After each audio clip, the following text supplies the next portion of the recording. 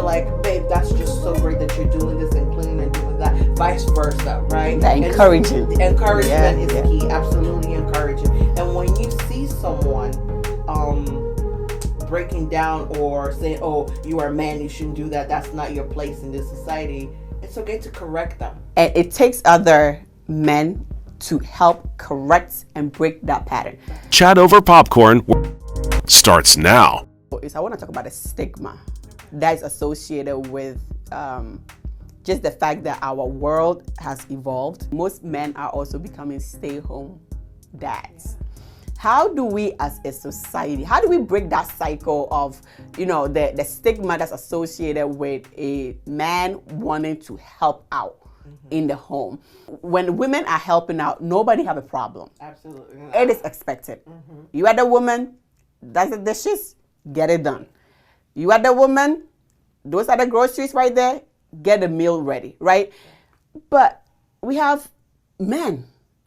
My husband is one of those who love helping out in the house. We clean the entire house. My husband cooks. But there are other men out there who have a problem with shifting the traditional gender roles. How do we go about breaking that stigma?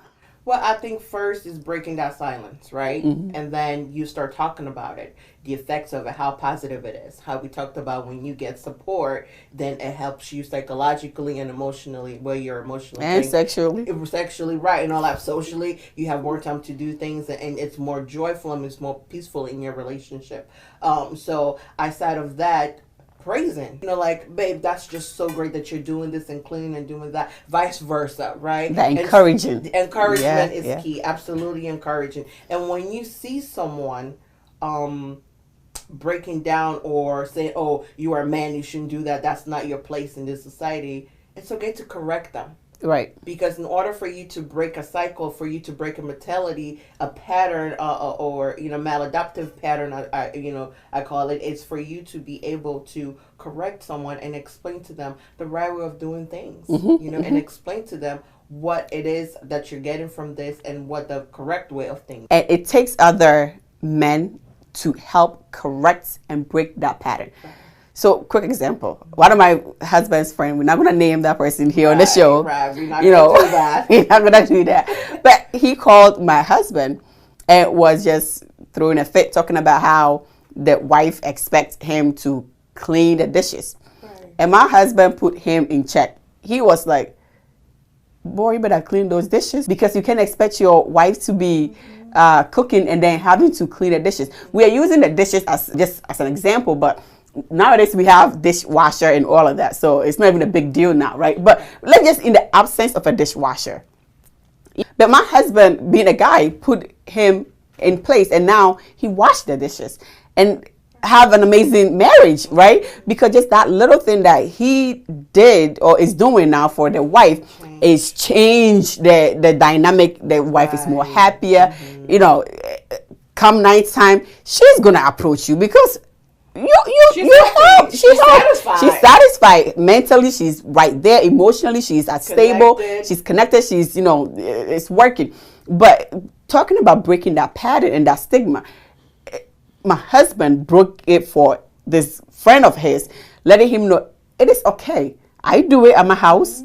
It's okay. Try it and see the benefits that you get out of it. So I think it takes other men to help break that silence, so that as a society we will have more men helping out and not put the burden only on the women. Right, and then in turn, when you heard your husband doing that, breaking that cycle, right, you can say, hey, babe, that was great what you did. Thank you for being brave enough and helping changing the narrative. So he too knows, like, wow, yes, I did do a thing there. He can feel himself up a little bit, Exactly. And that's great. So then when he encountered another situation in the future, he'll be able to feel brave enough and courageous enough to engage in that conversation, no matter how uncomfortable it may be for him, because he knows that it's for the greater good. And the person on the receiving end also has to be receptive. See, that's the thing.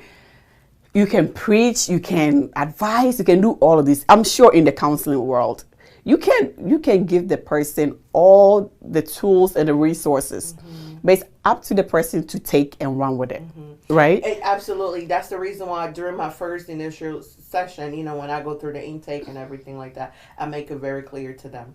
I'm here to support you. I'm here to challenge you. I'm here to see you grow to your full potential, however it may be for you. However, what we do here within 50 to 1 hour is not it. The work is outside of here. Exactly. And you have to do the work. The work is every moment when you're using your awareness, like what is taking place here? How can I change this? What am I doing? What are the techniques that Ellie taught me that I need to apply here right now? What does that look like? Okay, I made a mistake and I didn't use it. It's okay.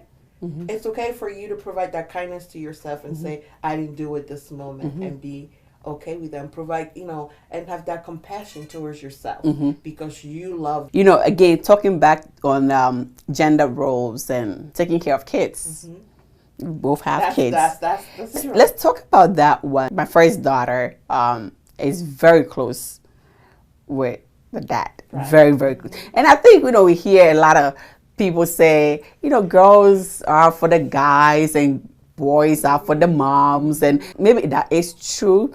But I think breaking the cycle of the guy always having to be the disciplinarian and the guy having to put on this tough energy, this tough aura around the kids, that got to stop, right?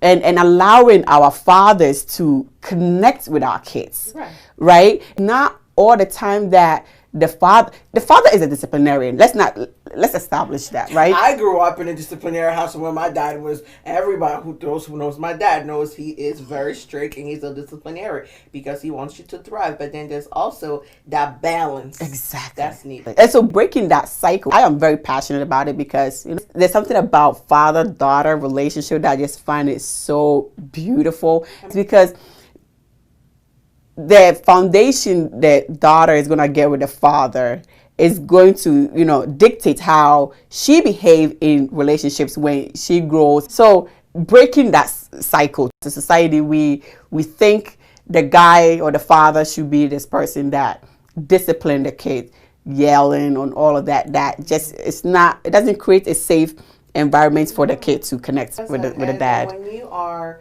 being a disciplinarian, it doesn't mean that you have to yell. Right. So, and absolutely changing from the narrative of, because there's this negative connotation that's attached to being a disciplinarian. Right. It's just a disciplinarian is someone who will be able to provide discipline in a home, meaning like order. Yeah. Right. Just make sure things flow, that you're following directives and so on and so forth. You can follow directives in a very loving manner. I remember growing up, my was, and then with the tone that comes with it, and when you are hearing that in yourself as a kid, let's look back our younger selves growing up when we are in a household where the disciplinarian is loud and just very providing that discipline, but in an unloving manner, right? Militant, right? You grow up with the fear in you. It's no longer, so then there's a thin line between respect and fear. Right.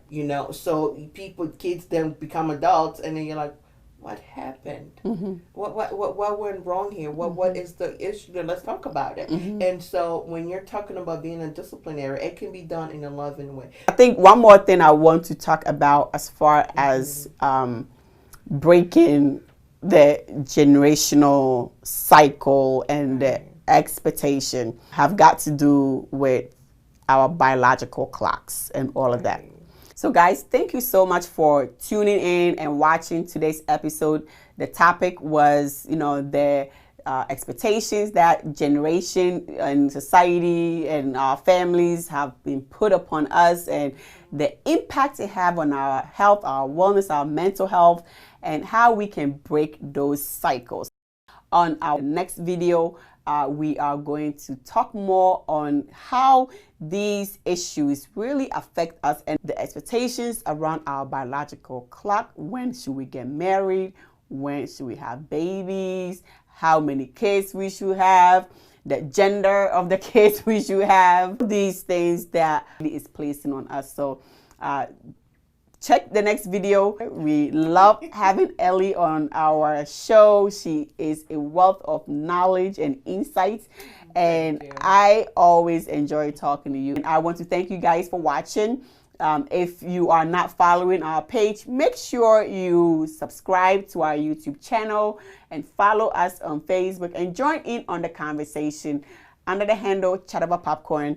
Let us know what you thought of today's segment. Put comments in there, and if there's a topic you want us to cover, but make sure it has to deal with any of the dimensions of wellness. We are here to bring you content that would provide education, help people heal, learn, navigate, find hope, and ultimately achieve wellness. Ellie, what a joy it has been talking to you.